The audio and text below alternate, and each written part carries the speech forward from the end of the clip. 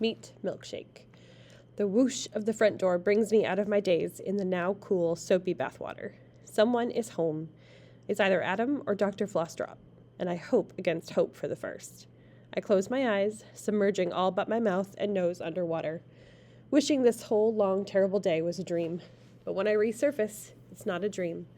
The bees hover in a cloud over me, but they refuse to fly out the still open bathroom window.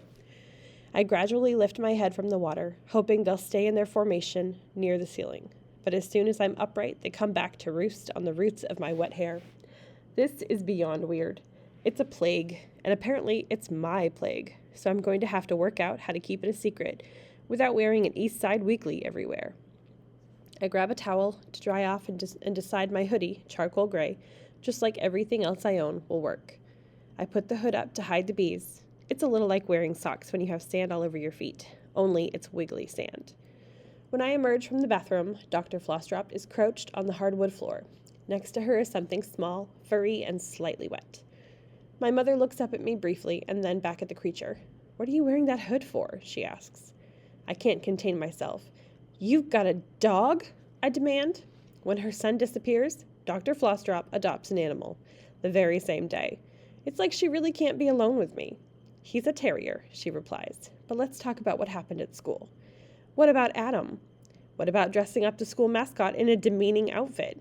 "It wasn't a demeaning outfit. It was a yarn bomb." "A yarn bomb? That sounds violent."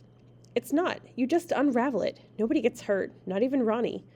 "Who's Ronnie?" asks Dr. Flossdrop. I ignore her question. "What if Adam is in trouble or a runaway?" I ask. "Adam is 18 years old. He had a full-time job at that starving artist's place and paid rent. He can't be a runaway," she says. "And the only trouble he's in is with me." Yeah, I think. Even though she's the one who drove him away with her constant starving artist nagging, urging him to do something useful with his life. Dr. Flossdrop takes the dog treat from her purse. It looks super disgusting.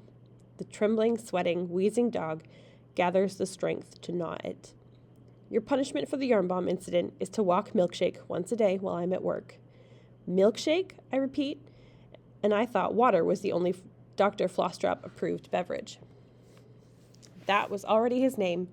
He's from an animal sanctuary. He seems to have asthma and nobody wanted him. He might have been killed. Dr. Flossdrop stares at me, laser beaming guilt into my eyes.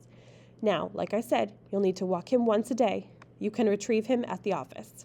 "You're taking a dog to your office?" "It's not the first time I've sheltered a pet there."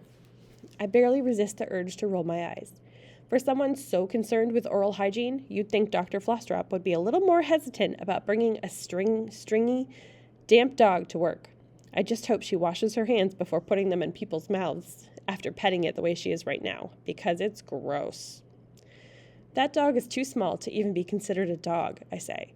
She has no idea how many creatures have entered my life today. All of them small and annoying. "He's a perfect dog. Aren't you the perfect dog?" It's then that my mother's voice turns into something I've never heard before. It's gooey and caramelly, and all the things she never cooks or eats or acts like. It's sweet as sugar. She even makes baby gurgle noises at the dog before moving in for a repulsive, horrifically slobbery kiss.